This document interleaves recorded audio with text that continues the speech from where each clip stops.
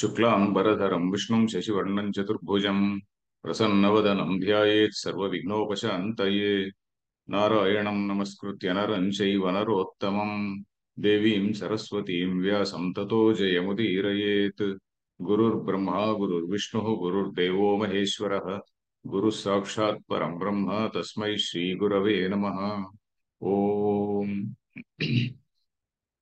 భగవద్గీత శ్రోతలందరికీ ఆహ్వానం.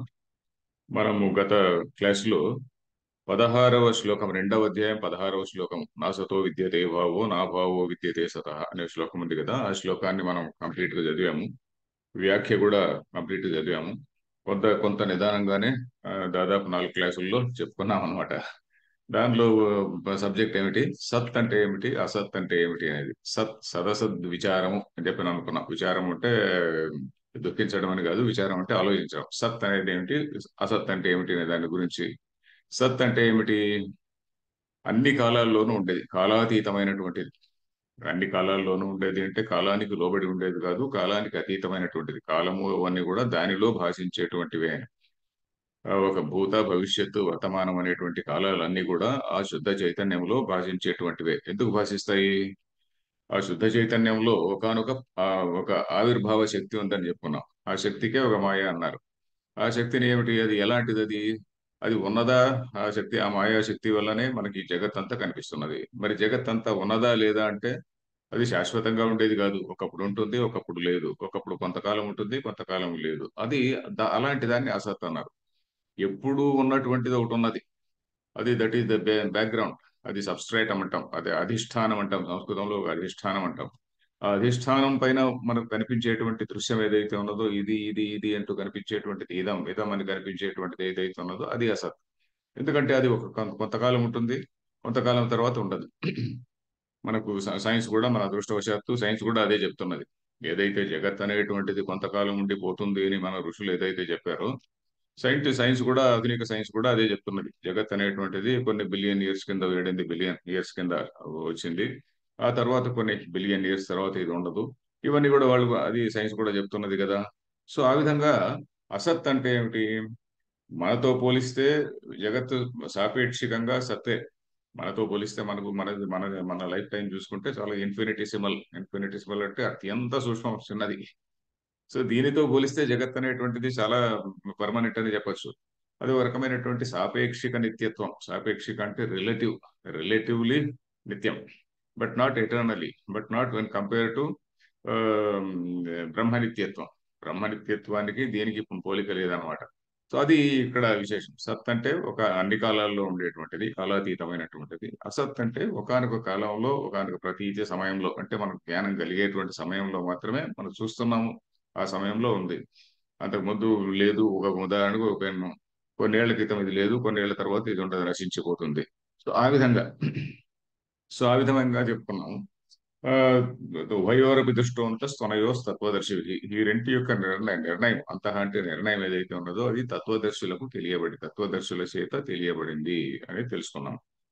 తర్వాత 17వ శ్లోకంలో ఏమిటి విశేషం? 17, 18 శ్లోకాల్లో సత్ ఏమిటి, అసత్ ఏమిటి అనేది చెప్పబోతున్నారు. సత్ అంటే what is the nature of సత్. 18వ శ్లోకంలో నేచర్ ఆఫ్ అసత్. సత్ అంటే ఏమిటి? ఇప్పుడు ఇది ఒక వాక్యం, అవతారిక వాక్యం, ఒకటి చిన్న వాక్యం చదువుదాం. కిం పునః తద్ యత్ సత్ సదేవ సర్వదా ఏవ అస్తి ఇది ఉచ్యతే.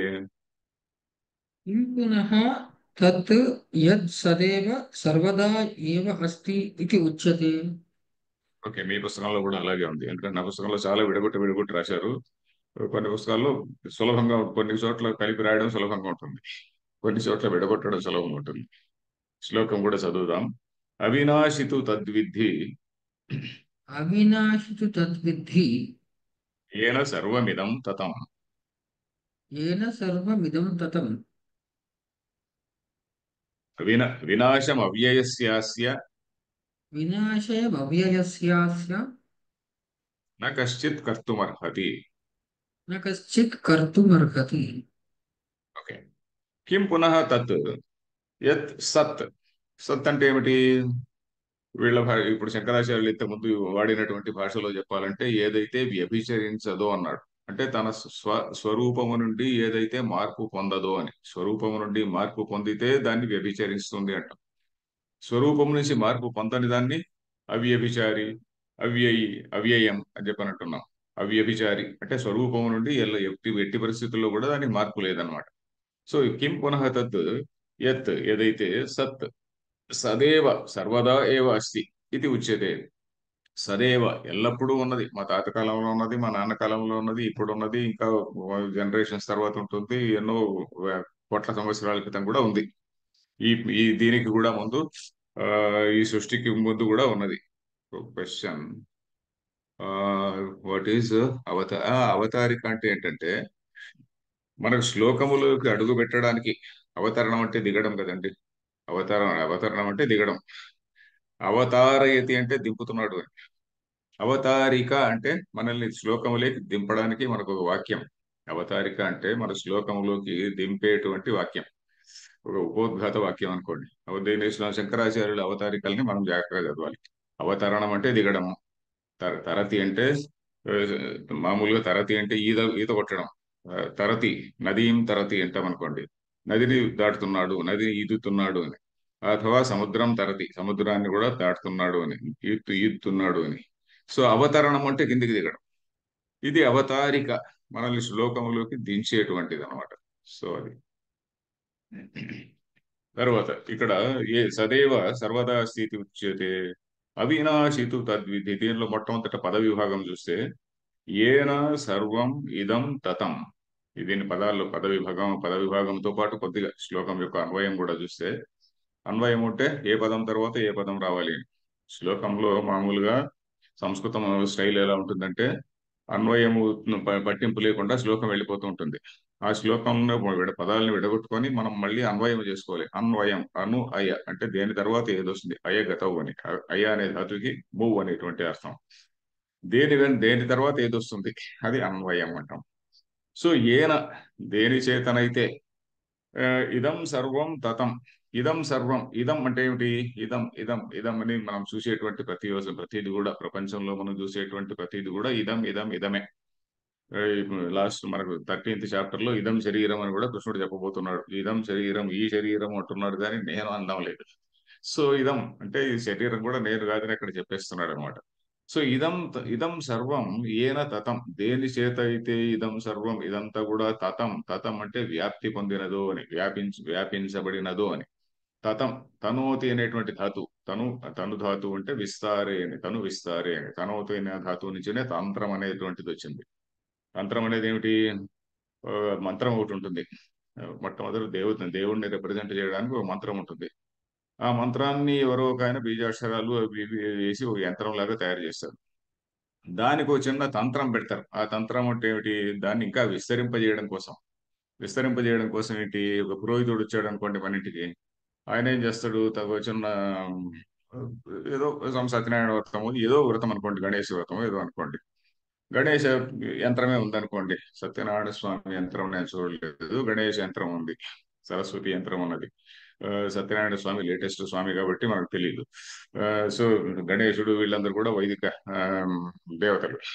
సో ఎనివే దాన్ని, ఆ మంత్రాన్ని, దాన్ని ఎలా పెట్టాలి, దాన్ని ఈ విధంగా పెట్టాలి, ఈ డైరెక్షన్ లో పెట్టాలి, ఈ విధంగా పూజ చేయాలి, దీనిపైన ఫలానా పుష్పం వేయాలి, ఫలానా రోజు ఫలానా పుష్పం వేయాలి అని చెప్పి దానికి ఏదో చిన్న ప్రొసీజర్ కల్పిస్తాడు అనమాట. ఆ కల్పనే కల్పము అంటాం. అదే, ఆ కల్పనను మనం ఏంటి, మనం దాని ప్రకారం చేస్తాం అనమాట. ఇదిగో దీంట్లో తమలపాకు పెట్టాలి, దీనిలో రెండే రెండు, ఇదిగో ఇలాంటి ఇలాంటి ఒక్కలే పెట్టాలి. ఇవన్నీ కూడా దిస్ ఇస్ ఆల్ తంత్రం. సో పురోహితులకు తంత్రం బాగా వచ్చినా చాలు, ఆయన మంత్రం రాకపోయినా కూడా తంత్రం బాగా వచ్చింటే అబ్బా భలే జయించాడండి అంటుంటాం మనం. సో ఆ విధంగా ఉంటుంది అనమాట. సో తనోతి అనే ధాతువుకి తను అంటే విస్తారే అని. తతం అంటే వ్యాప్తం అని. తతం అంటే వ్యాప్తం. తతః అనేది పుంలింగం, తతం అనేది నపుంసకలింగం. ఏన సర్వం ఇదం తతం, ఇదం అనేది నపుంసకలింగం కాబట్టి తతం అంటే వ్యాప్తం, వ్యాపించబడినదో. దేని చేతనైతే ఇదంతా వ్యాపించబడినదో తత్ అవినాశి ఇది విద్ధి. అవినాశి ఇది, అవినాశి అంటే నాశనము లేనిది అని. విద్ధి, విద్ధి అంటే విద్ ధాతువు, ఇక్కడ తెలుసుకో అని. విద్ధి అంటే యు నో అని. దేని చేతనైతే ఈ సర్వము వ్యాపించబడినదో అది అవినాశి అని తెలుసుకో అని మొదటి వాక్యానికి అర్థం. ఇక్కడ ఈ శ్లోకంలో రెండు సెంటెన్స్లు ఉన్నాయి. రెండవ సెంటెన్స్ ఏమిటి? వినాశం అవ్యయస్య అస్య నా కశ్చిత్ కర్తుం అర్హతి. అస్య, అస్య అంటే దేనికి? అవినాశి అనే దానికి రిఫర్ చేస్తుంది. అవినాశి ఏదైతే ఉన్నదో దానికి అస్య, దానికి ఆ, అది ఎలాంటిది? అవ్యయస్య, అవ్యయస్య అస్య, అవ్యయస్య అస్య వినాశం నా కశ్చిత్ కర్తుం అర్హతి. అంటే అవ్యయమైనటువంటి దానికి, అవ్యయమైనటువంటి దానికి వినాశం నా కశ్చిత్ ఎవడే గాని కర్తుం అర్హతి చేయజాలడు, నా కర్తుం అర్హతి అంటే ఎవడు చేయజాలడు అని. ఇక్కడ రెండు మూడు పదాలు ఉన్నాయి. ఇప్పుడు ఇదం అనేటువంటిది పదం ఒకటి, ఆ, అవ్యయం అనేటువంటిది పదం ఒకటి. అది దాన్ని శంకరాచార్యుల వారి భాష్యంలో ఎక్స్ప్లెయిన్ చేస్తున్నారు.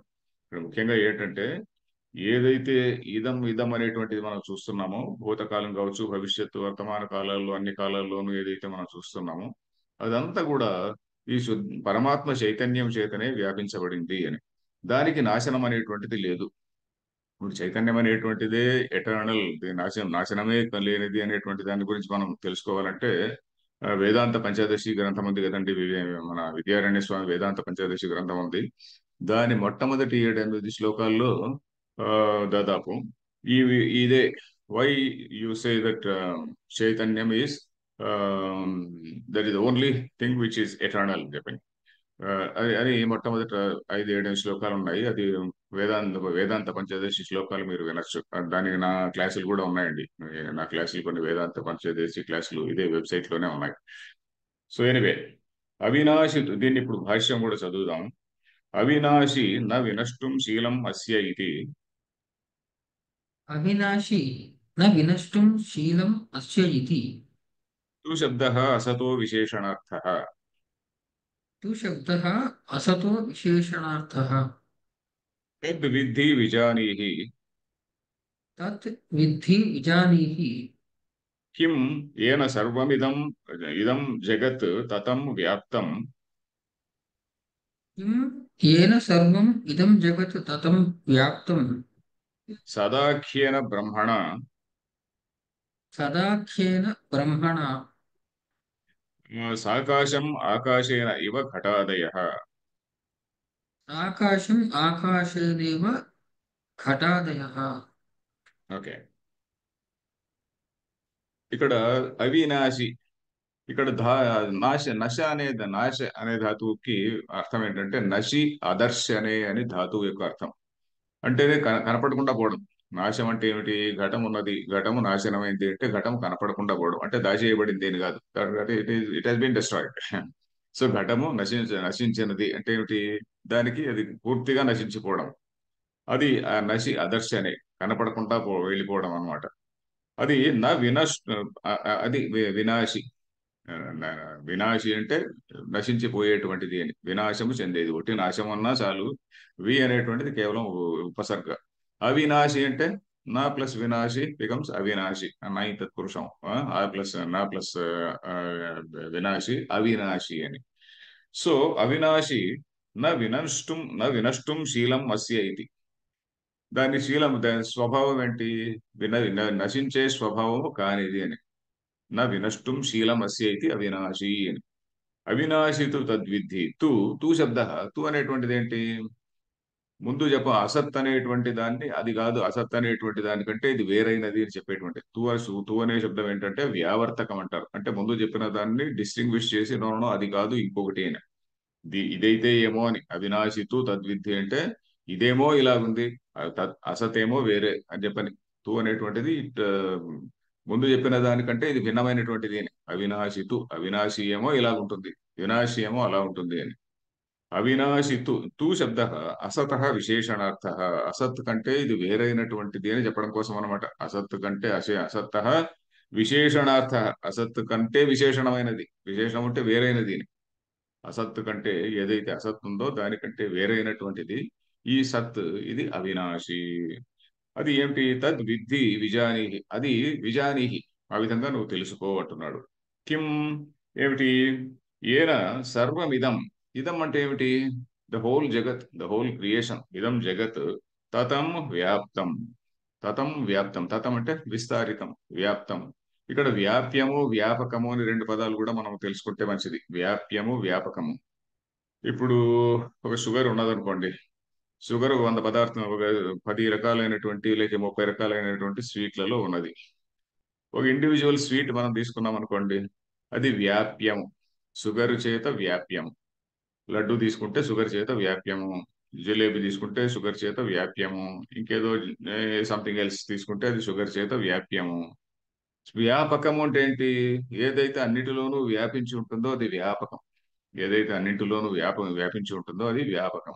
వ్యాప్యం అంటే ఏదైతే, ఇప్పుడు మామూలుగా మ్యాథమెటిక్స్ లోను లాజిక్ లోను పెద్ద సర్కిల్ చేస్తారు. ఒక పెద్ద సర్కిల్ వేస్తే అది వ్యాప్యం, వ్యాపకం. దానిలో చిన్న సర్కిల్ అది వ్యాప్యం, ఇంకో చిన్న సర్కిల్ వ్యాప్యం. సో ఆ విధంగా ఈ స్వీట్లు ఇవన్నీ కూడా వ్యాప్యము అనేటువంటి కేటగిరీలోకి వస్తాయి. వ్యాపకము అన్నింటిలో వ్యాపించి ఉన్నటువంటిది ఏంటి? అది వ్యాపకము. అది సత్ అనేటువంటి పదార్థం. ఆ సత్ అనేటువంటిది ఏమిటి? ఆ శుద్ధ చైతన్యం అనేటువంటిది. ఇదం తదం వ్యాప్తం, వ్యాప్తం. దెన్ సదాఖ్యేన బ్రహ్మణ సాకాశం. సదాఖ్యేన బ్రహ్మణ సత్. ఇక్కడ సదాఖ్యేన అనే చోట ఇంకొక పాఠాంతరం ఏదో వేరే ఇంకో పుస్తకంలో చూశాను, విష్ణువాఖ్యేన. విష్ణువాఖ్యేన అని కూడా ఉంది. అలా ఒకవేళ పుస్తకంలో ఉంటే అది కూడా చెప్పుకోవచ్చు. విష్ణువు అన్నా కూడా వ్యాప్నోతి వేవేష్టి వ్యాప్నోతి ఇది విష్ణువు అని. వ్యాప్నోతి అంటే the whole, he pervades the whole entire what all we see అంటే అది వేవేష్టి వ్యాప్నోతి ఇది విష్ణువు అని చెప్పని విష్ణు శబ్దానికి నిర్వచనం. అంటే దాని అర్థం ఏంటి? అది కూడా వ్యాపనశీలమైనటువంటి తత్వం. విష్ణువు అంటే ఏదో ఆయన ఎక్కడో పండుకొని ఉన్నాడు, దాని ఆయన కాళ్ళు లక్ష్మీదేవి ఆయన కాళ్ళు నొక్కుతున్నది అనేటువంటి విష్ణువు కాదు. మనకు వేదాంతంలో ఎప్పుడు చెప్పినా కూడా విష్ణువు అంటే పాలకడలిపై శేషశయనమున పడుకున్నటువంటి విష్ణువు కాదు. ఆయన విష్ణువు అంటే సర్వత్రా వ్యాపించి ఉన్నటువంటి శుద్ధ చైతన్యం అనే అర్థం మనం గీతా భాష్యంలో చెప్పుకోవాలండి. సో ఇది విష్ణువాఖ్యాన అని చెప్పని ఒక పాఠాంతరం ఉంది. అది కూడా పాఠాంతరం అంటే ఒక టెక్స్చువల్ వేరియేషన్. సో అది ఇక్కడ నా టెక్స్ట్ లో ఏమో సదాఖ్యాన బ్రహ్మణ అని ఉంది. సదాఖ్యాన బ్రహ్మణ అంటే సత్ అని చెప్పబడేటువంటి, ఆఖ్య అంటే పేరు, ఆఖ్య అంటే పేరు, సదాఖ్యాన అంటే సత్ అనే పేరు కల. ఏమిటది సత్ అనేటువంటి పేరు ఎవరికి ఉన్నది? కేవలం బ్రహ్మ పదార్థానికే ఉంది. బ్రహ్మ అంటే మళ్ళీ ఇక్కడ మనిషి కాదండి. సదాఖ్యేన బ్రహ్మణ, బ్రహ్మణ అనేది తృతీయ ఏకవచనంలో ఉంది. ఇక్కడ బ్రహ్మ అంటే మళ్ళీ ఒక ఆయన ఉన్నాడు, ఒక 4 తలల బ్రహ్మ అని చెప్పని కాదు. ఇక్కడ బ్రహ్మ అంటే శుద్ధ చైతన్య తత్వము. ఇట్, తత్ అంటున్నాం కదా, అది అది అది అంటున్నాం, అంతేగాని ఆయన అని అనడం లేదు. సదాఖ్యేన బ్రహ్మణ సాకాశం. ఆకాశముతో పాటు the whole entire universe is pervaded. ఆకాశం, మనం ఆకాశం అంటే కూడా అది ఇంకో దాని అర్థం కూడా అలాగే ఉందండి. ఆ అంటే ఏమిటి? ఆ సమంతాత్ కాశతే ఇది ఆకాశ అని. ఆ సమంతాత్ అంటే ఎవ్రీవేర్, ఎవ్రీవేర్. ఆ అంటే పూర్తిగా అని, ఆ అనే శబ్దాన్ని కంప్లీట్ గా. ఆ జానుబాహు అంటే ఏమిటి? జానువుల వరకు బాహు గలవాడు అని. సో ఆ విధంగా ఆ అనే పదానికి దానికి మళ్ళీ టెక్నికల్ గా వ్యాకరణ సూత్రం ఏదో ఉన్నది, మర్యాద అభివిద్యోగ అని చెప్పని. అది దాని లేక పోవడం అనవసరం. ఆకాశం అంటే ఏమిటి? ఆ సమంతాత్ కాశతే, మొత్తాన్ని ప్రకాశం, మొత్తంగా ది హోల్ యూనివర్స్ అది అంతా ప్రకాశిస్తున్నది. ప్రకాశిస్తున్నది ఏంటంటే వెలుగు వస్తున్నది అని కాదు, పర్వేడింగ్ అని అంతే. ఆ సమంతాత్ కాశతే, ఎక్కడ చూసినా ఆకాశం. ఆకాశం అంటే ఏమిటి? అవకాశదాతృ ఆకాశ అని దాన్ని నిర్వచనం చేశారు. అవకాశదాతృ అంటే ఏమిటి? ప్రతిదానికి it gives space, it gives space, it gives space for you, to me, to everybody, to everything, every object in the universe. అన్నిటికి కూడా అవకాశాన్ని ఇచ్చేటువంటిది ఆకాశము. ఆ సమంతాత్ కాశతే ఇది ఆకాశ అన్నారు. సో స ఆకాశం, స ఆకాశం, స ఆకాశం జగత్. ఆకాశముతో పాటు జగత్తు, the whole universe along with the whole space అని. జగత్తులో అంటే స్పేస్ కూడా వస్తుంది. ఎందుకంటే ఆత్మన ఆకాశ సంభూత అని మొట్టమొదట వచ్చినటువంటిది స్పేస్ అయినట. మొట్టమొదటి వచ్చినటువంటిది స్పేస్. ఆత్మ నుంచి వచ్చినటువంటిది మొట్టమొదటి వచ్చినటువంటిది స్పేస్. ఆకాశ ద్వాయు వాయురగ్ని అని. ఆకాశ ద్వాయు అంటే ఆకాశం నుంచి వాయువు, వాయు అగ్ని, ఆ వాయువు అగ్నిగా మారింది. అగ్ని ఆకాశాద్ వాయు వాయురగ్ని అగ్ని, అగ్నిరాప, ఆపహ అంటే నీళ్లు. అద్య పృథివీ, అద్య నీటి నుంచి పృథివీ, నీరు అంటే ఫ్లూయిడ్ అనుకోండి, దాని నుంచి పృథివీ హార్డ్ మ్యాటర్. ఈ విధంగా సృష్టి వచ్చింది అని చెప్పని, అది సృష్టి ప్రక్రియ చెప్పడానికి కాదు, మొత్తం అంతా ఇది బ్రహ్మ కంటే భిన్నమైంది కాదు అని చెప్పడానికి అని మన వాళ్ళు వ్యాఖ్య దానిలో రాశారన్నమాట, ఒక రైడర్. అది మనం గుర్తుపెట్టుకోవాలి. ఇదేదో సృష్టి గురించి చెప్పడం గురించి కాదయ్యా, ఎవ్రీథింగ్ కార్యము అనేటువంటిది కారణం కంటే భిన్నం కాదు అని చెప్పడానికి అని చెప్పని క్లియర్ గా చెప్పారు. సో బ్రహ్మణ సాకాశం ఆకాశేన ఇవ ఘటాదయ, ఆకాశేన ఇవ ఘటాదయ, ఆకాశేన ఘటాదయ యథా వ్యాప్తా అని ఇక్కడ అంతే. సర్వమిదం వ్యాప్తం అన్నాడు కదా, ఇది హోల్ థింగ్ ఈజ్ పర్వేడెడ్. ఎలాగా? ఆకాశము చేత ఎలాగైతే ఘటములన్నీ కూడా వ్యాపించబడినాయో అలాగా అంటున్నాడు. ఆకాశేన ఇవ, ఆకాశేన అంటే ఆకాశము చేత, తృతీయ ఏకవచనం కదా, ఆకాశేన ఇవ ఘటాదయ, ఈ ఘటాదులన్నీ, ఈ ప్రాణులన్నీ, ఘటములు అంటే మనమే ఘటాలు, ఈ ప్రాణులన్నీ కూడా ఏ విధంగా అయితే ఆమ్, ఆ, ఆకాశము చేత పర్వేడెడ్ అంటే వ్యాపించబడినాయో, అదే ఆ విధంగానే ఆ, ఈ బ్రహ్మ చేత the whole universe is pervaded అని దీనికి అర్థం. తర్వాత వినాశం అదర్శనం అభావం వినాశం అదర్శనం అభావం వ్యయస్య న వ్యेति ఉపచయాపచయవు నయాతి ఇది అవ్యయం తస్య అవ్యయస్య. అవ్యయస్య న వ్యेति ఉపచయాపచయౌ న యాతి ఇతి అవ్యయం తస్య అవ్యయస్య తస్య అవ్యయస్య న ఏతత్ సదాఖ్యం బ్రహ్మ స్వేన రూపేణ వ్యेति న ఏతత్ సదాఖ్యం బ్రహ్మ స్వేన రూపేణ వ్యेति వ్యభిచరతి నిరవయవత్వాత్ దేహాదివత్. వ్యభిచరతి నిరవయవత్వాత్ దేహాదివత్. ఓకే. వినాశం అంటే దాని నశ అదర్శనే అని చెప్పాను కదా. శంకరాచార్యుల వారు అప్పుడప్పుడు కరెక్ట్ గా వ్యాకరణంలో ఉన్న అర్థాలే రాస్తుంటారు. ఏది ధాతు అర్థాన్ని, ధాతు వ్యాకరణంలో అంటే ధాతు అర్థాన్ని రాస్తుంటారు. వినాశం అదర్శనం, అదర్శనం అంటే ఏంటి? టోటల్ అబ్సెన్స్, అభావం. అభావం అంటే లేకుండా పోవడం, భావం అంటే ఉనికి, అభావం అంటే లేకపోవడం. ఉనికికి కరెక్ట్ వర్డ్ లేమి అని చెప్పుకోవచ్చు తెలుగులో. ఉనికి లేమి అని చెప్పుకోవచ్చు. లేమి అంటే ఇప్పుడు ఎవరికి అర్థం కాకపోవచ్చు. సో అభావం ఏంటి? వినాశం అవ్యయస్య. అవ్యయం అంటే ఏమిటండి? అవ్యయం అంటే వ్యेति. వ్యेति అంటే మార్పు పొందేది. వ్యेति అనేటువంటి, వ్యेति అంటే మార్పు చెందేటువంటిది, మార్పు చెందుతుంది అని. అవ్యయం అంటే ఏమిటి? నా వ్యेति ఎలాంటి వ్యయమును కూడా పొందదు. మనం మామూలుగా వ్యయం, ఆదాయము వ్యయము చూసుకుంటుంటాం. పంచాంగం వస్తున్న వెంటనే ఏదో ఈ సంవత్సరం ఆదాయం ఎంత ఉంది, వ్యయం ఎంత ఉంది. ఆదాయం అంటే వచ్చేటువంటిది, వ్యయం అంటే తరిగిపోయేది. వ్యेति వ్యయము పొందదు. అంటే ఏమిటి ఇక్కడ? ఉపచయ అపచయవు నయాతి.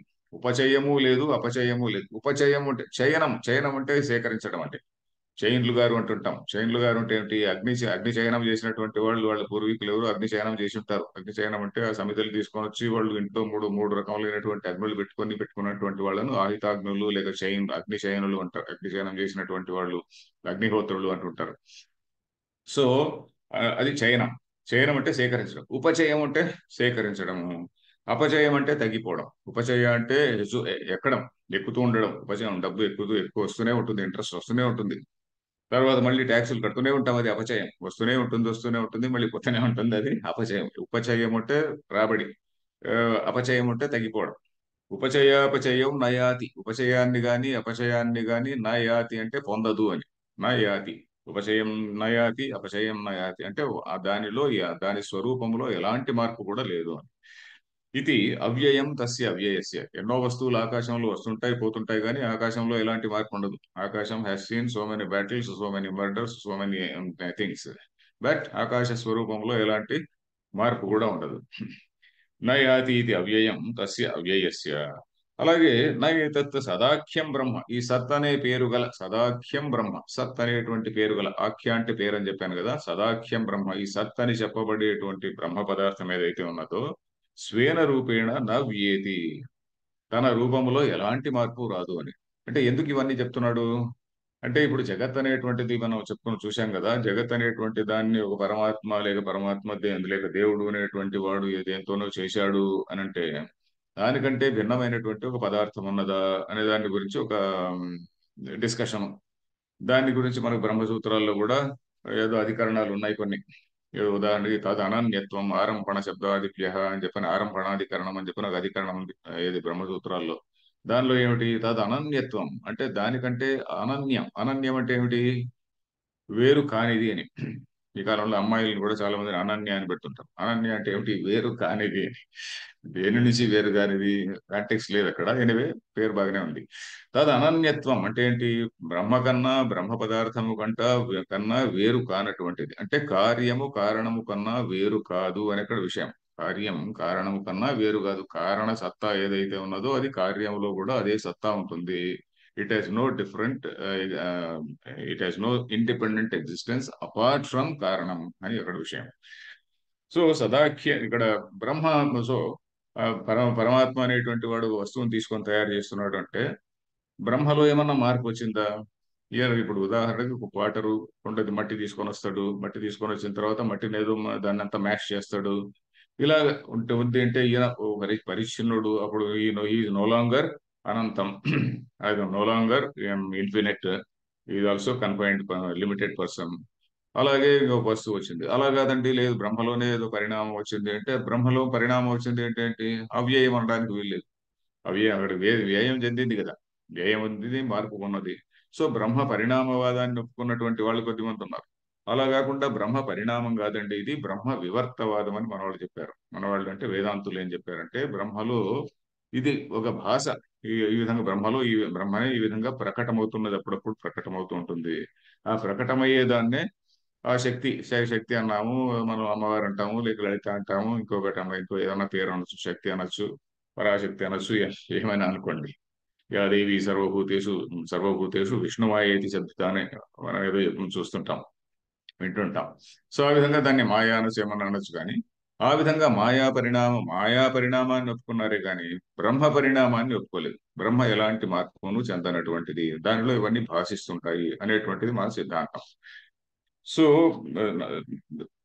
తత్ సదాఖ్యం బ్రహ్మ స్వేన రూపేణ వ్యతి, తన రూపములో ఎలాంటి మార్పు పొందదు. బ్రహ్మ పరిణామవాదం కాదు, బ్రహ్మ వివర్తవాదం అంట. స్వేన రూపేణ న వ్యతి, న వ్యభిచరతి. న వ్యభిచరతి అంటే ఎలాంటి మార్పును పొందదు. ఎందుకని? నిరవయవత్వాత్ దేహాదివత్. దేహాదులు ఎలాగైతే ఉపచయము అపచయాన్ని పొందుతుంటాయో, దేహాదివత్ అంటే దేహము మొదలైనవి. దేహము మొదలైనవి అంటే ఓ దేహం కావచ్చు, ఓ చెట్టు కావచ్చు, మరొక వస్తువు కావచ్చు, ఏదైనా కావచ్చు. దేహములు మొదలైనటువంటివి, దేహం కావచ్చు, ఇంద్రియాలు అన్ని కూడా చెప్పుకోవాలి. ఇంకా ఇవన్నీ కూడా ఏంటి? ఉపచయం అపచయం పొందుతుంటాయి. చిన్నప్పుడు చిన్న ఉన్నటువంటి వ్యక్తి పెరుగుతుంటాడు. పెరిగిన తర్వాత మళ్ళీ కొంచెం జీర్ణావస్థకు వస్తాడు. జీర్ణావస్థ వచ్చిన తర్వాత కొంచెం నసి ఆదర్శనే వెళ్ళిపోతుంటారు కదా. సో అలాంటి మార్పులు ఏమీ లేకుండా లేనిది నిరవయవత్వాత్. నిరవయవి అంటాం, బ్రహ్మను నిరవయవి అంటాం. అంటే అవయవములు లేనిది. అంటే అవయవములు ఉండాలంటే ఏంటి? It has to be in a space. ఒక స్పేస్, దానికంటే ఎక్కువ ఉన్నటువంటి స్పేస్ ఉంటేనే అవయవములు కదులుతాయి కదండి. దానికంటే ఎక్కువైంది ఏది లేదు, ఇంకా అవయవమే లేదు దానిలో. దానికి అంతకంటే ఎక్కువైంది లేదు. అంటే దాంట్లో there is no nothing beyond it. అంటే బ్రహ్మయే. బ్రహ్మ అంటే బృహత్. బృహి అనేటువంటి ధాతు, బృహి వృద్ధవు అనేటువంటి ధాతు, అంటే దానికంటే పెద్దది లేదు. మరి అలాంటప్పుడు ఇంకా అవయవములు ఎక్కడ ఉంటాయి? అవయవం అనేటువంటి ఉంటే ప్రశ్నే లేదు. బ్రహ్మలో సెంటర్ ఏది అంటే సెంటర్ ఏది చెప్పలేము. బ్రహ్మ ఈ యూనివర్స్ కి సెంటర్ ఏది అంటే ఐఆమ్ ది సెంటర్ అని చెప్పుకోవచ్చు. ఎందుకంటే nobody can dispute. You are the centre అని ఇంకోరు చెప్పుకోవచ్చు. Nobody can dispute. ఎందుకంటే యూనివర్స్ అనేటువంటి దానికి ఇది అంతా ఇన్ఫినిట్ కాబట్టి, ఇన్ఫినిట్ కు సెంటర్ అంటూ ఉండదు, బయట అనేటువంటిది ఉండదు, లోపల అనేటువంటిది ఉండదు. ఏమి దీనికి ఒక దిక్కు అనేటువంటిది ఉండదు. So that is the nature the infinity కదా. సో అలాగనమాట. నిరవయవత్వాత్ దేహాదివత్. సావయవి ఏదైతే ఉంటుందో అంటే అవయవములు ఏదైతే ఉంటుందో దానిలోనే మార్పు ఉంటుంది. కానీ నిరవయవి అయినటువంటి దానిలో ఎలాంటి మార్పు ఉండదు. ఇవన్నీ ఎందుకు చెప్తున్నాడు? ఇవంతా భీష్మాది దేహాలు ఇవన్నీ అయితే ఏవైతే ఉన్నాయో ఇవన్నీ కూడా అలాంటివి. ఈ అవ నిర దాని యొక్క అసలైన స్వరూపం ఏంటంటే అది అవినాశి. వాటి యొక్క అసలైన స్వరూపం అదంతా కూడా అవినాశి. దాని వినాశాన్ని ఎవరు కూడా చేయలేరు అని. తర్వాత నాపి ఆత్మీయాభావాత్ నాపి ఆత్మీయేన ఆత్మీయాభావాత్ యథా దేవదత్తో ధనహాన్యా వియేతి నతు ఏవం బ్రహ్మ వియేతి. యథా దేవదత్తో ధనహాన్యా వ్యेति न तु एवं ब्रह्म व्येति. నాపి ఆత్మీయేన. ఆత్మీయేన అంటే ఏంటి? ఆత్మీయం అంటే ఆత్మ అంటే తాను, ఆత్మీయం అంటే తనది. వీడు నా ఆత్మీయుడు అంటాం. అంటే తనవాడు, ఆత్మ లాంటి వాడు, నాలా నాకు ఆత్మీయుడు, ఆత్మీయ శిష్యుడు లేకుంటే ఆత్మీయ సంబడి అంటాం. సో ఆత్మకు సంబంధించినది ఆత్మీయము. ఆ విధంగా ఆత్మకు సంబంధించినటువంటిది ఆత్మీయం. ఆత్మీయం అంటే ఏంటి? తనది అనేటువంటి ఒకానొక వస్తువు. సో నాపి ఆత్మీయేన అంటే నాపి ఆత్మీయేన వ్యేతి అనేది ముందు సెంటెన్స్ నుంచి మనం కనెక్ట్ చేసుకోవాలి. అంటే ఏమిటి? తనదైనటువంటి వస్తువు వ్యయము చెందడము వల్ల దీనికి వ్యయం ఉందా అంటే లేదు. ఎందుకంటే యథా దేవదత్త ఆత్మీయ భావాత్, ఎందుకంటే ఆత్మీయం అనేటువంటిదే లేదు. యథా దేవదత్త ధనహాన్య వ్యేతి. దేవదత్త ఎవడో కశ్చిత్ దేవదత్త ఎవడో మామూలుగా శాస్త్రంలో ఇలాంటి పేర్లు ఎదురుస్తుంటాయి. కశ్చిత్ దేవదత్త అనేటువంటి పేరు సామాన్యంగా భాష్యంలో స్టాండర్డ్ సమ్ ఎక్స్ అంటుంటాం కదా, లేకుంటే some Tom Dick and Harry అన్నట్టుగా సమ్ ఎక్స్. ధనహాన్య, ధనము యొక్క ధనం పోగొట్టుకోవడం వల్ల, ధనహాని అంటే ధనం పోవడం వల్ల వ్యతి. వ్యతి అంటే ఏమిటి? మార్పు చెందుతున్నాడు. అంటే మార్పు చెందుతున్నాడు అంటే ఏంటి? దుఃఖ రూపాన్ని పొందుతున్నాడు. ధనహాన్య వ్యతి అంటే వెంటనే ఆయన శరీరం మీద కుంచుకుపోయింది, బాడీ తగ్గిపోయింది అని కాదు. అతనిలో ఏంటి? దుఃఖ రూపమైనటువంటి ఒక వికారాన్ని, ఒక మనోవికారాన్ని పొందుతున్నాడు. ఆ మనోవికారాన్ని ఆయన పొందుతున్నాడు కాబట్టి అది ధనహాన్య వ్యతి. నతు ఏవం బ్రహ్మ వ్యతి. అలాగా బ్రహ్మలో ఎలాంటి మార్పు కూడా ఉండదు. అలాగే ఇక్కడ అంటే బ్రహ్మ బ్రహ్మ పదార్థము కాకుండా మిగతాది ఏమీ లేదు అని ఇక్కడ ఆయన వెల్లకొండ రామరాయ కవి ఏం రాస్తారంటే బ్రహ్మాపేక్షయ పృథక్ వస్తున అభావాత్ అంటాడు. అంటే బ్రహ్మ తప్ప పృథక్ వస్తు, వేరే వస్తువు ఇంక ఏదీ లేదు అని. బ్రహ్మకు మించినటువంటి, బ్రహ్మ కాకుండా మిగతా వస్తువు ఏది యూనివర్స్ లో లేదు అని. అతః నెక్స్ట్ లైన్, అతః అవ్యయస్య అస్య బ్రహ్మణః अतः अव्ययस्य अस्य ब्रह्मणः వినాశం న కశ్చిత్ వినాశం న కశ్చిత్ కర్తుమర్హతి. विनाशं न कश्चित् कर्तुमर्हति। న కశ్చిద్ ఆత్మానం వినాశయితుం శక్నోతి ఈశ్వరోపి. न कश्चित् आत्मानं विनाशयितुं शक्नोति ईश्वरोऽपि। ఆత్మా హి బ్రహ్మ స్వాత్మని చ క్రియా విరోధాత్. आत्मा हि ब्रह्म स्वात्मनि च क्रियाविरोधात्। ఓకే. తర్వాత అతః, అందువల్ల అవ్యయస్య అస్య బ్రహ్మణ, అవ్యయమైనటువంటి అంటే నిర్వికారమైనటువంటి బ్రహ్మ. నిర్వికారం అంటే ఎలాంటి మార్పు లేనటువంటిది, అంటే ఎలాంటి వ్యయాన్ని పొందనటువంటిది, నిరవై నిరవయవి అయినటువంటి ఈ బ్రహ్మ యొక్క, బ్రహ్మణ అంటే బ్రహ్మకు వినాశం న కశ్చిత్ కర్తుమర్హతి. దీని యొక్క వినాశనాన్ని ఎవరు కూడా చేయలేరు. అంటే ఈ బ్రహ్మ పదార్థం it is something which is beyond everything అని. ఆకాశంలో కత్తులు తిప్పినట్టుగా ఉంటుంది. వినాశం నకశ్చిత్ కర్తుమర్హతి. నకశ్చిత్ ఆత్మా వినాశయితుం శక్నోతి ఈశ్వర అపి. ఈశ్వర అపి, ఈశ్వరుడు కూడా దీనిని చేయలేడు. ఇక్కడ ఈశ్వరుడు అంటే మళ్ళీ పార్వతీ ఈశ్వరుడు అని తీసుకురాకూడదండి. ఈశ్వర అంటే మాయావచ్ఛిన్నం చైతన్యం ఈశ్వర అనేది ఈశ్వరుడికి డెఫినేషన్. వేదాంత క్లాస్ లో ఎప్పుడే గాని ఈశ్వరుడు అంటే మాయావచ్ఛిన్నం చైతన్యం ఈశ్వర అంటే మాయాశక్తి, మన పరమాత్మలో వచ్చినటువంటి మాయాశక్తి అనేటువంటిది దానిలో ఒక అహం అనేటువంటి భావన కలుగుతుంది మొట్టమొదట. బ్రహ్మలో మళ్ళీ అహం అనేటువంటి భావన లేదు. బ్రహ్మ అనేటువంటి శుద్ధ చైతన్యం, శుద్ధ చైతన్యంలో అహం అనేటువంటి భావన కానీ ఇంకేమి లేదు అక్కడ. జ్ఞానము అనేటువంటిది కూడా సత్యం జ్ఞానం అనంతం బ్రహ్మ అన్నారు. కానీ మన జ్ఞానం లాంటి జ్ఞానం కాదు. మన జ్ఞానం అంటే నేను ఒక పరిచ్ఛిన్న వ్యక్తి, నేను ఇంకొక వస్తువుని తెలుసుకుంటున్నాను, అలాంటి జ్ఞానం కాదు. కేవలం జ్ఞాన స్వరూపం. ఎందుకంటే తనకంటే భిన్నమైంది ఏది లేదు, అందువల్ల దానికి తెలుసుకోవాల్సిన వస్తువు కూడా ఏమీ లేదు. సో నిర్విషయకం జ్ఞానం అంటారు. నిర్విషయకం జ్ఞానం అంటే కేవలం జ్ఞాన స్వరూపం అంతే. కానీ మనది నిర్విషయకమైనటువంటి జ్ఞానం కాదు, సవిషయకమైనటువంటి జ్ఞానం. నేను ఈ పెన్ను గురించి తెలుసుకుంటున్నా, ఇంకేదో ఫిజిక్స్ గురించి తెలుసుకుంటున్నా, పాలిటిక్స్ గురించి తెలుసుకుంటున్నా, ఇవన్నీ కూడా సవిషయమైనటువంటి జ్ఞానాలు. సో నిర్విషయకమైనటువంటి జ్ఞానం అది బ్రహ్మ. అలాగే సత్తు కూడా అంతే. తనకంటే భిన్నమైనది ఏది లేదు తెలుసుకోవడానికి, కానీ తనకంటే భిన్నమైనది ఏది కూడా లేదు అని అక్కడ విషయం. అత బ్రహ్మణ వినాశం నకశ్చిత్ కర్తుమర్హతి నకశ్చిత్ ఆత్మానం ఈశ్వర అపి. ఈశ్వర అనే దానిలో ఉన్నాం కదా. ఈశ్వర అంటే ఏమిటి? ఈ మాయతో కూడినటువంటి మాయ అనేటువంటి దాని వల్ల ఒక అహం అనేటువంటి భావన, ఒక కాస్మిక్ బీయింగ్ అనేటువంటి దాన్ని మనం భావించుకుంటున్నాం కదా. ఆ కాస్మిక్ బీయింగ్ పేరు ఈశ్వర అని. ఆ ఈశ్వరుడు అనేటువంటి దానిలోనే మనకి ఇప్పుడు ఈ పంచభూతాలు ఇవన్నీ కూడా వచ్చి మనకేదో సృష్టి జరిగింది అనేటువంటిది ఒక టెంటేటివ్లీ ఒక పాస్ట్యులేషన్. వేదాంత శాస్త్రం ఒక పాస్ట్యులేషన్ చేస్తుంది. సో ఆ విధంగా ఆ ఈశ్వర హ్యాపీ ఈశ్వరుడి తత్వం ఏంటి? ఈశ్వరుడు కూడా ఆత్మయే కదా. ఈశ్వరుడు ఆత్మ కంటే భిన్నుడు కాదు.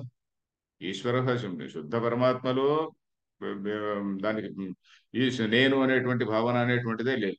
ఇప్పుడు ఈశ్వర తత్వములో ఈ మాయ అనేటువంటిది ఒక ఉపాధి ఉన్నది. మనకి ఎలాగైతే శరీరము ఇవన్నీ కూడా ఎలాగ ఉపాధిలో, ఉపాధి అనే దాని గురించి ఎక్స్ప్లెయిన్ చేశారు. ఉపాధి అంటే ఏంటి? ఒక క్రిస్టల్ ఫ్లవర్ అంతేనండి, గుర్తుపెట్టుకోండి. ఒక క్రిస్టల్ పక్కన ఒక ఫ్లవర్ పెడతాం. ఆ ఫ్లవర్ అనేటువంటిది రెడ్ ఫ్లవర్ అయితే అది మీ క్రిస్టల్ కూడా ఎర్రగా కనిపిస్తుంది. ఇది ఒక గ్రీన్ ఫ్లవర్ అయితే అది కూడా గ్రీన్ గా కనిపిస్తుంది. సో ఉపాధి తన యొక్క ధర్మాలని దానిలో ప్రతిబింబింపజేస్తా ఉందన్నమాట. ఉపాధి సమీపే స్థిత్వా ఆత్మనః గుణాన్ ఆ, అన్య వస్తుని ప్రకాశయతి. అది దానికి ఏదో డెఫినేషన్ కూడా, ఏదో వాక్యం శాస్త్రంలో ఉన్న వాక్యం ఇది వరకు చెప్పాను ఒకసారి. సో ఆ విధంగా ఉపాధి అనేటువంటిది. ఈశ్వరునికి ఉపాధి ఏమిటి? ఈశ్వరుడికి ఈశ్వర తత్వం అనేటువంటిది ఒక ఉపాధి. అదేంటి? మాయావచ్ఛిన్నం చైతన్యం. మాయ అనేటువంటిది ఉపాధి. మనకు అంతఃకరణం అనేటువంటిది మనకు ఉపాధి. అంతఃకరణావచ్ఛిన్నం చైతన్యం జీవ అన్నారు. అంటే అంతఃకరణం అనేటువంటిది మన ఉపాధి. అంతఃకరణం అంటే the thinking unit, what ever is the thinking apparatus with in the body, that is the ఉపాధి. ఆ ఉపాధి పోయిందంటే మళ్ళీ ఇంకా మిగతా ఏమీ లేదు కదా. ఇగో ఎక్కడైతే బ్రహ్మ చైతన్యం ప్రతిఫలిస్తున్నదో అది ఉపాధి అన్నమాట. సో ఈ శరీరమే నేను అనేటువంటి భావనలో నేను ఉన్నంత వరకు ఇది ఉపాధి. So that is the point. So జీవుడు గాని ఈశ్వరుడు గాని ఆత్మ కంటే భిన్నుడు కాదు కదా. ఆత్మ అంటే ఏంటి? శుద్ధ పరమాత్మ కంటే భిన్నుడు కాదు కదా. అందువల్ల వినాశయితుం న శక్నోతి ఈశ్వరోపి. ఈశ్వరుడు కూడా తన కంటే తన స్వరూపమే ఆత్మ. తన స్వరూపాన్ని ఏ విధంగా అతను వినాశనం చేసుకోగలడు? చేసుకోవడానికి వీల్లేదనమాట. ఆత్మా హి బ్రహ్మ స్వాత్మనిచ క్రియా విరోధ. ఆత్మా హి బ్రహ్మ, ఆ ఆత్మయే స్వయం బ్రహ్మ. ఆత్మయే బ్రహ్మ. ఈశ్వరుడి ఆత్మ కూడా అదే. మరి స్వయం ఆ, ఆ, ఆత్మనిచ క్రియా విరోధ, తనలో తానే, తనలో తానే ఇంకా ఏదైనా దాన్ని నశింపజేసుకునేటువంటి క్రియ అనేటువంటిది జరిగే అవకాశం లేదు అని. సో అక్కడ అది ఇక్కడ విషయం ఏమిటంటే, ఆ, వెల్లంకొండ రామరాయ కవి ఏం రాస్తా అంటే, ఆత్మ అంటే పరమాత్మ తత్వం ఈశ్వరస్యాపి ఆత్మా భవతి అంటాడు. ఈశ్వరుడికి కూడా పరమాత్మ తత్వమే ఆత్మ అని. ఈశ్వరుడికి కూడా పరమాత్మ తత్వమే ఆత్మ కాబట్టి ఈ ఈశ్వరుడు అనేటువంటి వాడికి అనేటువంటిది కూడా ఆ బ్రహ్మతత్వంలో వచ్చిందే కాబట్టి దాన్ని ఏదో నాశనం చేస్తాడు అనేటువంటి ప్రశ్న రాదు. తర్వాత ఇప్పుడు అసత్ అనే దాని గురించి తర్వాతి శ్లోకంలో, ఈరోజు వేర్ హ్యాపీ ఒక శ్లోకం కంప్లీట్ చేశాం. ఆ, ఈ అసత్ అంటే ఏమిటి అనేది తర్వాతి శ్లోకంలో 18వ శ్లోకంలో దానికి అవతారిక ఒక చిన్న లైన్ ఉంది. కిం పునః తద్ అసత్ किं पुनः तदसत् యత్ స్వాత్మసత్తాం వ్యభిచరతి ఇత్యుచ్యతే. यत् स्वात्मत स्वात्मसत्तां व्यभिचरति इत्युच्यते। ఏముందండి మీ బుక్ లో? ఆ స్వాత్మ సత్తాం అని తన బుక్ లో. स्वात्मसत्तामेव। ఓకే, స్వాత్మ సత్తాం న వ్యభిచరతి, స్వాత్మతత్వం వ్యభిచరతి ఇది ఉచ్యతే. కిం పునః తదసత్. ఇప్పుడు సత్తు గురించి చెప్పారు. అసత్ అంటే ఏమిటి? వ్యభిచరించేది, మార్పు చెందుతుండేటువంటిది అనమాట. స్వాత్మ సత్తాం వ్యభిచరతి. తన యొక్క స్వ ఆత్మ సత్తాం అంటే తన యొక్క సత్తా ఏదైతే ఉన్నదో, సత్తా అంటే స్టేట్ ఆఫ్ ఎగ్జిస్టెన్స్ అనుకోండి. సత్తా అంటే స్టేట్ ఆఫ్ ఎగ్జిస్టెన్స్. దాని నుంచి మార్పు చెందుతూ ఉంటుంది. స్వాత్మతత్వం సత్తాం వ్యభిచరతి. ఈ సత్తా ఏదైతే ఆ టెంటేటివ్ ఎగ్జిస్టెన్స్ ఉందో, ఆ టెంటేటివ్ ఎగ్జిస్టెన్స్ నుంచి పరమార్థ సత్తా, వ్యావహారిక సత్తా అన్నాం చూడండి. పరమార్థ సత్తా అంటే మనం ఇంతకుముందు చెప్పుకున్నటువంటి సత్తు. వ్యావహారిక సత్తా అంటే ఇప్పుడు చెప్పబోతున్నటువంటి సత్తు. వ్యావహారిక సత్తా అంటే అది టెక్నికలీ అసత్ అనమాట. అది వ్యభిచరిస్తూ ఉంటుంది అనమాట. సో స్వాత్మసత్తాం వ్యభిచరతి అంటే స్వప్న సత్తా నాశనం చెందుతూ ఉంటుంది, మార్పు చెందుతూ ఉంటుంది, రకరకాలైనటువంటి చేంజెస్ పొందుతూ ఉంటుంది. అది ఇది ఇత్యుచ్యతే. అంతవంత ఇమే దేహ अन्तवन्त इमे देहा నిత్యస్యోక్త శరీరిణ नित्यस्योक्ताः शरीरिणः అనాశినో ప్రమేయస్య अनाशिनो प्रमेयस्य తస్మాద్ యుధ్యస్వ భారత. तस्माद् युध्यस्व भारत। ఓకే, అంతవంత అంటే అక్కడ అంతవంత, అక్కడ ఇది ఉంది, విసర్గ ఉంది. ఎందుకంటే అంతవంత ఇమే దేహ అన్నప్పుడు ఆ రెండు కలిసినప్పుడు అంతవంత ఇమే అని విసర్గ ఎగిరిపోతుంది అనమాట. ఏది శ్లోకంలో? అంతవంత ఇమే దేహ శ్లోకంలో ఆ సంధి కలిసినప్పుడు అంతవంత ఇమే దేహ అంటారు, అంతవంత ఇమే దేహ అంటారు. అంతవంత ఇమే దేహ, ఈ దేహములన్నీ కూడా అంతవంతములు. అంతవంతము అంటే అంతవాన్ అని. దేహ అనేది పుంలింగం. అంతవాన్ దేహ అంటే అంతము కలది. అంతవాన్ ధనవాన్ అన్నట్టుగా, ధనవాన్ ధనము గలవాడు, గుణవాన్ గుణము గలవాడు, ఇంకేదో సంథింగ్ ఎల్స్, బలవాన్ బలము గలవాడు అన్నట్టుగా అంతవాన్ అంతము గలవాడు. అది అంతవంత. ధనవాన్ ధనవంతవు ధనవంత కదా. ఆ విధంగా అంతవంత అంటే అంతము కలిగినటువంటివి అని. అంతాన్ని కలిగినటువంటివి అంటే మరణించే స్వభావం గలవి అని. అంతవంత ఇమే దేహ, ఈ దేహములన్నీ కూడా. నిత్యస్య ఉక్తాః శరీరిణ, నిత్యస్య శరీరిణ అంతవంత ఇమే దేహ అంతవంత ఇది ఉక్తాః అంటే నిత్యమైనటువంటి శరీరి ఎవరో ఉన్నారు. ఆ శరీరి దృష్ట్యా ఇవన్నీ కూడా అంతము చెందేటువంటిది. ఇప్పుడు టైం లేదు కాబట్టి స్థూలమైనటువంటి అర్థం ఈరోజు చెప్పేస్తా. రేపు దీన్ని పూర్తిగా చెప్పుకుందాం. శరీరి, శరీరి అనేటువంటిది, శరీరిణ అనేటువంటిది శరీరి యొక్క అని అన్నారు. ఇమే దేహాహ అనేది బహువచనంలో ఉన్నాయి. ఈ దేహాలన్నీ కూడా అంటే ఏమిటి? ప్రపంచంలో కనిపించేటువంటి అన్ని ప్రాణుల దేహాలు. సహస్ర శీర్ష పురుష, అది గొప్ప ఉపాసన అండి. సహస్ర శీర్ష పురుష, సహస్రాక్ష సహస్రపాత్ అనేటువంటిది చాలా గొప్ప ఉపాసన. అంటే ఈ బ్రహ్మాండం అనే మొత్తం యూనివర్స్ అంతటినీ కూడా ఒకసారి భావన చేసుకొని ఆ మొత్తం యూనివర్స్ లో మనం చిన్న పాత్రను మనం భావించుకుంటున్నాం అక్కడ. సో ప్రపంచంలో అన్ని వస్తువుల్లోనూ కూడా ఓహో ఈ విశ్వంలో మన అన్ని పదార్థం, విశ్వం అనేటువంటి దానిలో ఇది ఒక పదార్థం, నాతో పాటు ఉన్నటువంటి ఒక చిన్న పదార్థం. సో అన్నిటిని కూడా బ్రహ్మ పదార్థంగానే చూసేటువంటి ఉపాసన అది. సో అక్కడ ఆ ఇమే దేహ అన్నప్పుడు విశ్వమంతా భాషిస్తుంది. నిత్యస్య శరీరిణ, ఆ నిత్యమైనది అది శరీరి. శరీరి అంటే ఏమిటి? శరీర హస్యాస్తి, శరీరం అస్యాస్తి ఇది శరీరి, శరీరము కలది శరీరి. ఇక్కడ రెండు పదాలు ఉన్నాయి, దేహము శరీరం అని. దేహం అనే అంటే ఏంటి? అర్థం ఏంటంటే దిహ అనేటువంటి ధాతువు నుంచి వస్తుంది. దిహ ఉపచయే అంటే ఉపచయం.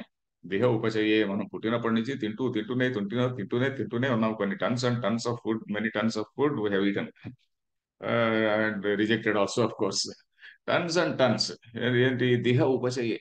దిహ అనేటువంటి ధాతుకి ఉపచయం. తీసుకుంటూనే ఉన్నాం, చిన్నప్పటి నుంచి తింటూనే ఉన్నాం.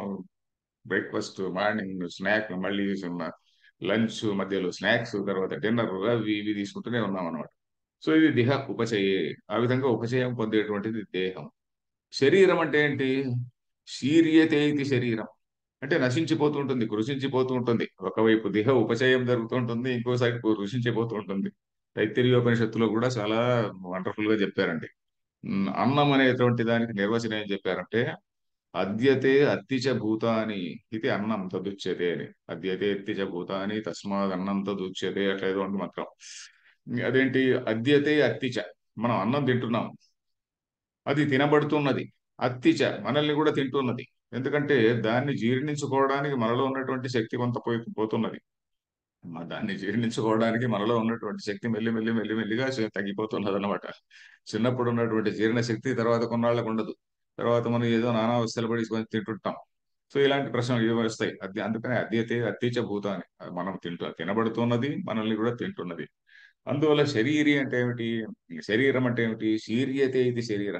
ఏదో రోగాలు వస్తుంటాయి, ఏదో మరొకటి వస్తుంటుంది. సో క్రమక్రమంగా క్షీణిస్తున్నటువంటిది శరీరం. దేహం అంటే ఉపచయాన్ని పొందేది, శరీరం అంటే నశిస్తూ ఉండేటువంటిది. విచిత్రమైనటువంటిది. సో శరీరము కలిగినటువంటి వాడు ఎవరు? ఒకే ఒక పరమాత్మ చైతన్యం. ఇక్కడ మనం చూడాల్సింది ఏంటంటే ఆ, ఎన్నో శరీరాలు, అన్ని శరీరాల్లోనూ ఉన్నటువంటి జీవాత్మ గురించి కాదు ఇక్కడ చెప్తున్నటువంటిది. శరీరి అంటే ప్రతి శరీరంలోనూ ఉన్నటువంటి జీవాత్మని గురించి కాదు, ఈ అన్ని శరీరాల్లోనూ ఉన్నటువంటి ఒకే ఒక ఆత్మ గురించి ఇక్కడ చెప్తున్నాం. విశ్వములో అన్ని ప్రాణుల్లోనూ ఉన్నటువంటి ఒకే ఒక ఆత్మ చైతన్యం ఇక్కడ శరీరి. ఆ శరీరికి అంతవంత ఇమే దేహ, ప్రపంచంలో ఉన్నటువంటి ఈ దేహములు అన్ని కూడా అంతవంత, ఇవన్నీ కూడా అంతము చెందేటువంటిది. అనాశిన అప్రమేయస్య, అది ఆ శరీరి ఇంకా ఎలాంటి వాడు? నిత్యస్య అనేలాగానే అనాశి అప్రమేయ, నాశనం లేనటువంటిది, అప్రమేయుడు అంటే ఏ ప్రమాణము చేత కూడా తెలియబడేవాడు కాదు. ఇవి రేపు తెలుసుకుందాం. తస్మాత్ యుద్ధస్వ భారత, అందువల్ల నీ ధర్మాన్ని నువ్వు నిర్వహించు అని ఇక్కడ విషయం. యుద్ధస్వ అంటే యుద్ధం చేయని కాదు, యుద్ధం చెయ్యి అని అర్థమేమో అదే, కానీ దాని ఉద్దేశం ఏంటి? నీ ధర్మాన్ని నువ్వు నిర్వహించు అని. సో ఇప్పుడు సమయం అయిపోయింది కాబట్టి దీన్ని వచ్చే క్లాస్ లో తెలుసుకుందాం.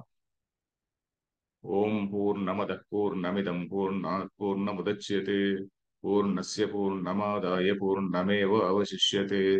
ఓం శాంతి శాంతి శాంతి. ధన్యవాదాలు ఆచార్య. వచ్చే క్లాసు 30వ తారీఖు బుధవారం.